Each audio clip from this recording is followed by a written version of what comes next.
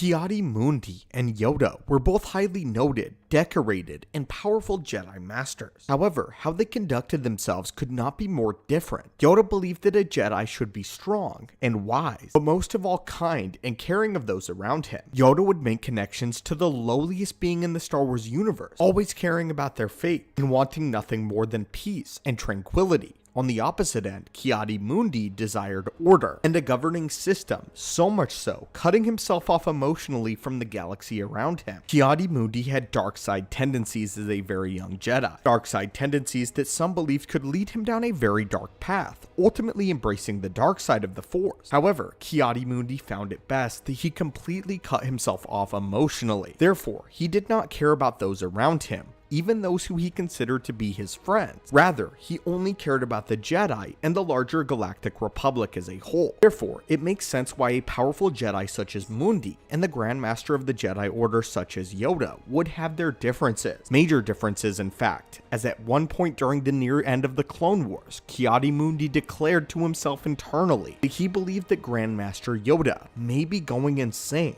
And today, we will explain exactly why he believed this, as well as who he believed would become the greater Jedi Grand Master once Yoda was removed from office. First though, before we move on to today's holocron opening, a lot of the Force sensitives that pass by our archives not yet taken the time to subscribe, so if you've been enjoying the daily Star Wars lore, reach out with the Force and Force crush that subscribe button. Now, students of the Force and fellow acolytes, let us begin. As the Clone Wars began, many Jedi valiantly followed Yoda into battle, as they trusted him more than any other Jedi. They knew how valiant and passionate he was about the light side and the Republic. However, this high opinion of Grandmaster Yoda would eventually devolve as the Clone Wars increased, and more Jedi deaths were becoming a norm, as well as the Republic constantly losing many battles to the Confederate system. Battles that many believed were unnecessary. Still though, Yoda's inherent power was enough that many Jedi followed him, as they all knew that Yoda was the most powerful and experienced of the Jedi, including the likes of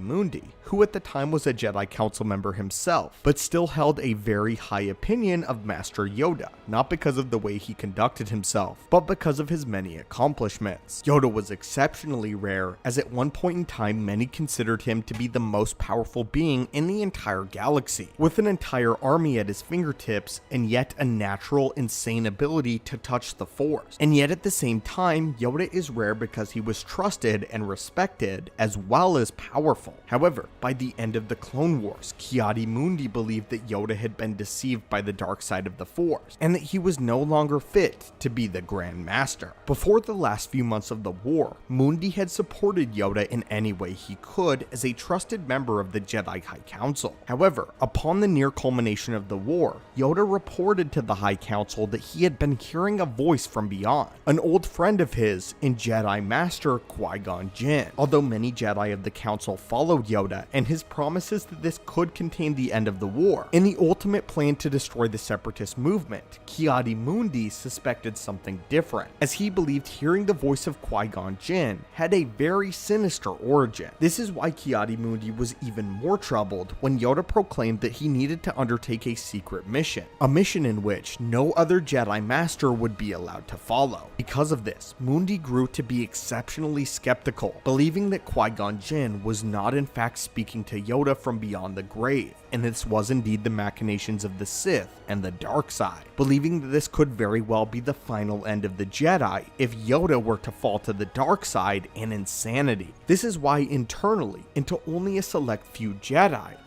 Mundi grew of the opinion that Yoda was being deceived by the dark side, and he believed that voices from the grave could only originate from the path of the Sith. At the same time, Mundi sensed something dangerous, that the end of the Jedi was at hand, as well as the end of the war, which was of course completely correct with the rise of Darth Sidious and the betrayal of the clone troopers. However, at the time, Mundi lacked greater context of the end of the war as well as the Jedi, and therefore believed that this coincided with the return of Qui-Gon Jinn's ghost speaking to Yoda. It is because of this that Mundi correlated the return of Qui-Gon speaking to Yoda and the end of the Jedi in the Clone Wars as a single titular event, and believed believed that it would be Yoda's pursuit of Qui-Gon Jinn's ghost that would end the Jedi. From Ki-Adi-Mundi's point of view, Yoda began hearing voices within his head, voices that he could not explain, and then wanted to venture off on a mission where no other Jedi was allowed to follow. At the same time, Mundi was paranoid that Palpatine was gaining far too much power and political intrigue throughout the Senate, as it was Ki-Adi-Mundi who was the main voice of the Jedi Council, speaking out against all of the power that Palpatine was inheriting, power gained through the Clone Wars conflict. Although Mundi was incorrect about Qui-Gon Jinn's voice being sinister, he was correct about Palpatine. Unfortunately for Mundi, the Clone Wars would not continue on for much longer. However, he deemed internally the age had finally come for Yoda in the Grand Master. Ki-Adi-Mundi believed that one day very soon, Yoda would no longer be fit to lead the Jedi Order, and internally, he had already selected who he would elect to be the new Grand Master. That individual was Mace Windu, who Ki-Adi-Mundi had very similar views on the Force and the Jedi Order with. Similar to Ki-Adi-Mundi, Mace Windu had cut himself off emotionally from those around him, staunchly loving the Republic and the Jedi Order, and serving it faithfully, which is exactly what Mundi did as well. In a sense, Mundi and Mace Windu were the same variation of Jedi, and followed the Force and the doctrine of the Jedi Order in very similar manners. Mundi believed that Mace Windu was the wartime leader that the Jedi needed, and that the peace era of Yoda, involving all of his wisdom and all of his pacifism,